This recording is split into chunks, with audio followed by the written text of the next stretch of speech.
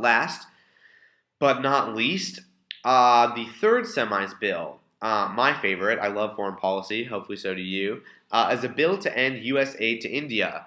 Probably will be first on your dockets. Maybe not first in your hearts, but it'll be up there. Everyone likes foreign policy and congressional debate. So to give you a little background, U.S.-Indian relations have changed to some degree over the past year. I'm sure many of you guys remember in May, Narendra Modi, the leader of a right-wing nationalist party in India, won a landslide election and was therefore elected to the position of Prime Minister of India. Very big deal. He's a very powerful person. He leads the Indian government. So what does that mean for the United States? So specifically to give a little background on Modi, like I said, he's a right-wing politician in India. He supports. I don't know if I would say he's like a religious advocate for the Hindu religion, but he's certainly in the context of Indian nationalism, which makes him distinctly different from the traditional Indian prime minister, who normally is not so radically conservative or right-wing. Also, Modi, before becoming prime minister, was a governor of one of India's states, India's largest state. And while he was governor of this state, in a few instances, I believe, there were anti-Muslim protests that resulted in the deaths of hundreds of Indian Muslims that many believe he could have stopped, and that he specifically chose not to stop because he was okay with the conflict, and he may have privately supported the conflict against Muslims in his state. That is very much up to debate. There's no clear-cut evidence to suggest that he did absolutely do that. But I think you can certainly make that argument, and that is important background on how the United States relates to Modi. Because, and I'll get into this in the problem issue, because now the U.S. and Modi have run into some diplomatic issues.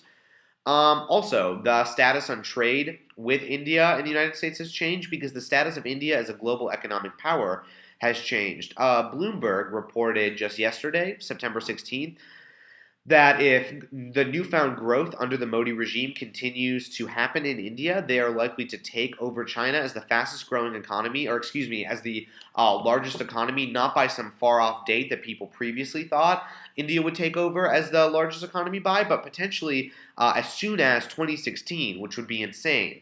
So that means that Indian manufacturers are becoming more powerful. That means that Indian manufacturers have increased ability to potentially flood U.S. markets, and that could be bad for U.S. consumers and for U.S. manufacturers. So now, this is kind of a good segue into the problem. What is America's perceived problem with India? One, it's Modi. We worry that Modi is going to destabilize that part of the world. Two important allies that share a border, or countries that share borders with India are Pakistan on the west and China on the the northeast. And they're both important to the United States. Pakistan is a crucial ally to the United States in the fight in the war on terror. China is important to the United States because we have a lot of our economic future tied up in their markets. And both of these countries are very hesitant to supporting Modi because Modi's a nationalist, which worries China, and because Modi has traditionally been seen as pro-Hindu, anti-Islam, which worries Pakistan. So not supporting the United States, as this legislation would do, as Section 1 states, the United States will discontinue all aid given annually to the government of India, would solve that problem, potentially, and save some face for the United States with our relations with Pakistan and China. So, what are some positive impacts? First, the U.S. government will no longer be supporting a regime that potentially discriminates against Muslims. Again, the impact is specifically with countries that we care about, that help us fight in the Arab world against organizations like ISIS, like Al-Qaeda, like the Taliban. We want good relations with them, continuing to support Modi. A prime minister who has been known to be anti-Muslim makes it more difficult for us to have good relations with predominantly Muslim nations.